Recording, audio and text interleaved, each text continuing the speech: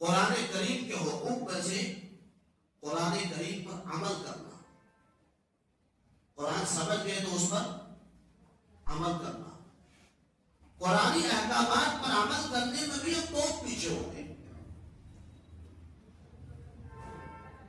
قرآن کریم میں میراث کے بارے میں متعدد آیتیں ہیں۔ وراثت، کسی کا انتقال ہو گیا، باپ کا انتقال ہو گیا تو بیٹا ہے، بیٹی ہے، کون کون ہے، کس کس کو حصہ ملے گا، نہیں ملے گا، قرآن و حدیث میں تفصیلات موجود ہیں۔ لیکن بڑا سے بڑا دیندار آدمی، تہجد کا پابند، بہن کا حق نہ خالا ہے، 5 وقت نمازی، قرآن کریم کی تلاوت کرنے والا، اپنے آپ کو دیندار کہلانے والا، بہن کا حق ہڑپ جاتا ہے، کھا جاتا ہے اس کو۔ قرآن پر عمل کر رہے ہو۔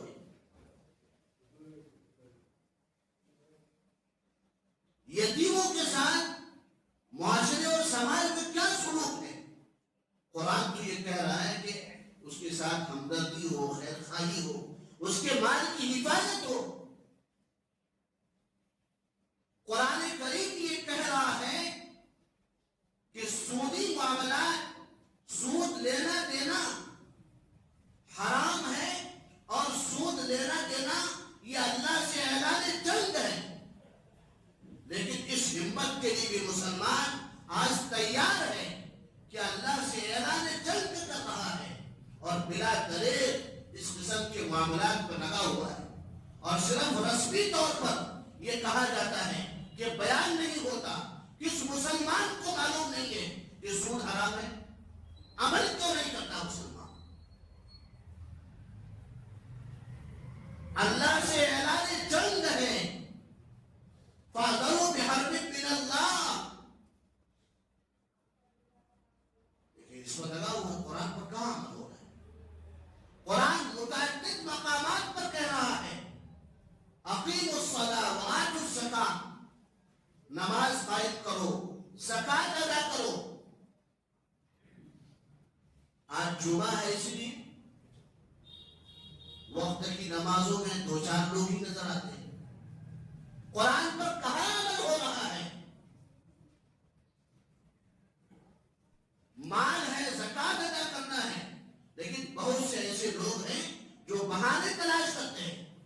مال نصاب تک پہنچا ہوا ہے لیکن کہیں کہ میرے پاس خالی سونا ہی ہے۔ تو پھر قرآن پر عمل کہاں ہو رہا ہے؟ قرآن کریم کے حقوق میں سے ہے کہ قرآن کریم کے احکامات پر عمل کیا جائے، اور قرآن کریم پر جو عمل نہیں ہو رہا ہے، قرآن سے جو ہم نے رشتہ توڑ لیا ہے، تعلق دور کر، قرآن سے ہم تعلق توڑ چکے ہیں، اسی وجہ سے ہم دنیا میں ذلیل اور خوار ہو رہے ہیں۔ صحابہ کرام کے پاس لائبریری بھر کر کوئی کتاب نہیں تھی، صرف اس کے پاس، ان حضرات کے پاس قرآن کریم کی ایک کتاب تھی، اور اس کتاب کی روشنی میں وہ لوگ زندگی گزارنے والے تھے۔ اس کتاب کی روشنی میں زندگی گزار کر وہ لوگ جہاں گئے کامیاب ہوتے تھے۔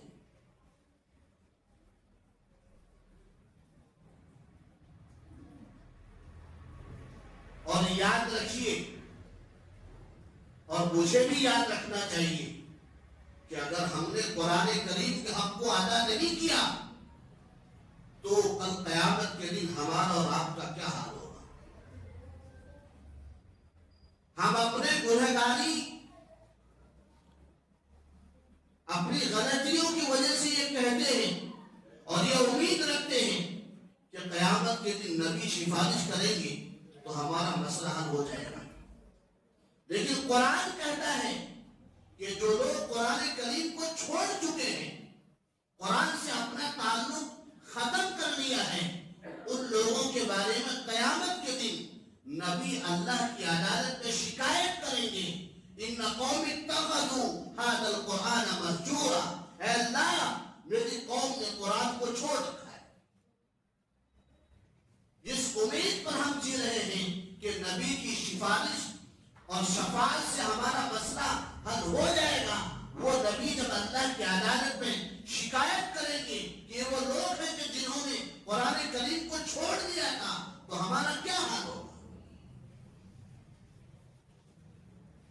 مجموعی طور پر امت قرآن سے دور ہے. نہ تو سمجھتے ہیں، اس میں تو بہت ہی کوتاہی ہے. عمل نہیں کرتے، سمجھتے بھی نہیں. اور امت کا ایک بہت بڑا طبقہ ایسا بھی ہے کہ جس کو قرآن کریم کے الفاظ اور حروف پڑھنا نہیں آتا، قرآن پڑھنا نہیں آتا. ہم سب کے لیے رونے کا مقام ہے. 2-3 سال قبل کی بات ہے کہ ایک معروف عالم دین ہمارے ہندوستان کی، انہوں نے اپنے ایک بیان میں کہا کہ رمضان کے مہینے میں جب تم اپنے گناہوں سے توبہ کرو گے تو سب سے زیادہ توبہ اس گناہ کے لیے کرنا کہ اللہ ہم نے قرآن کو چھوڑ دیا.